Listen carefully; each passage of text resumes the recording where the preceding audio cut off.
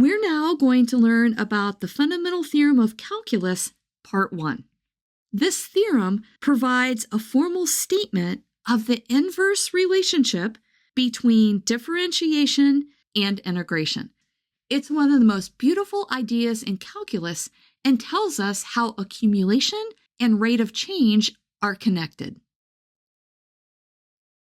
Let's begin by looking at the accumulation function. G of x in our diagram represents the area under the curve y is equal to f of t, starting at a fixed point a, there's a, up to a variable point x, which is right here. G of x is the definite integral from a to x of f of t dt, and it's also called the area so far function. It tells you how much total area, distance, volume, or any other quantity has accumulated up to that point. Now that we understand that g of x is the accumulated area, the next question that we need to answer is how fast is this accumulated area g of x increasing as x increases?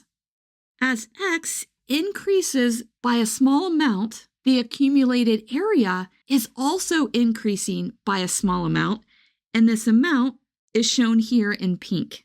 This new area is equal to f of x times dx. That's just the height times the width.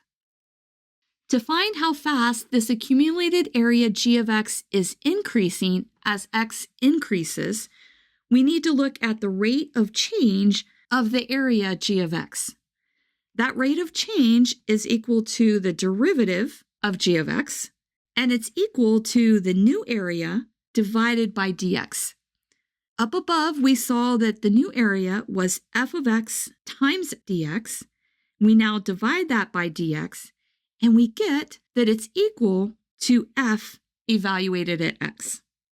So the rate of change of the area g of x is just f of x. The accumulation function g of x is an antiderivative of f of x because its rate of change equals f of x.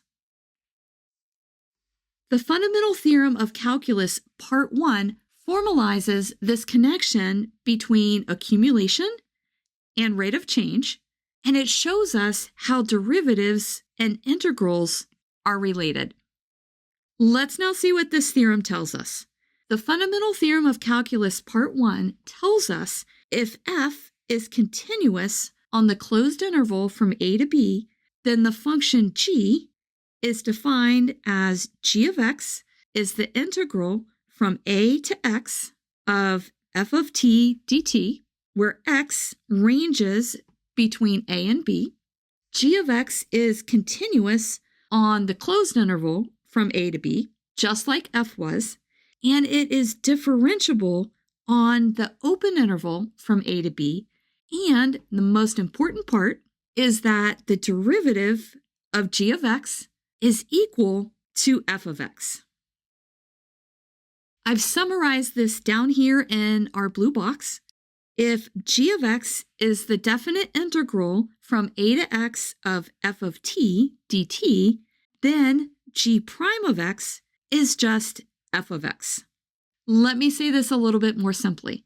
The derivative of a definite integral with respect to its upper limit, which in this case is x, equals the value of the integrand, that's f of t, evaluated at that upper limit, which is x. If this video has been helpful to you, please consider subscribing to my channel. Keep believing in yourself and have a great rest of your day.